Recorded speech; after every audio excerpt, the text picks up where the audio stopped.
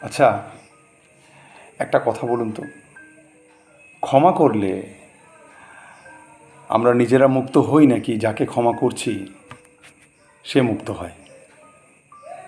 ভেবে দেখবেন, আমাদের জীবনে অনেক মানুষ থাকে যাদের কথা মনে পড়লেই আমাদের অদ্ভুত একটা চাপা দুঃখ, কষ্ট, অভিমান জেগে ওঠে।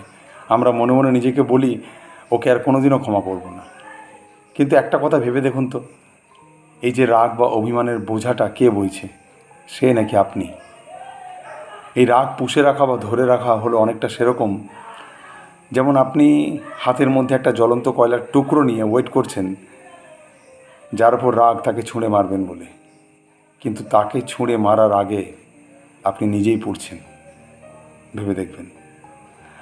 আর এটাও ভাববেন যে রাগ করা মানে অনেক কষ্টকে আরও নিজের মধ্যে বোঝা হিসাবে চাপিয়ে রাখা।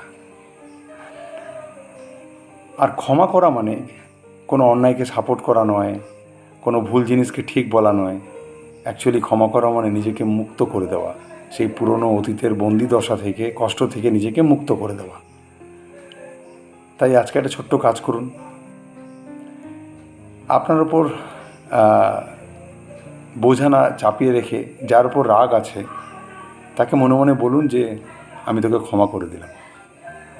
আসলে যে ক্ষমা করে সে কিন্তু অনেক বেশি শক্তিশালী হয়, তার কারণ সে নিজের কষ্টের উপর নিজের মনকে জয় করতে পারে, তাই না?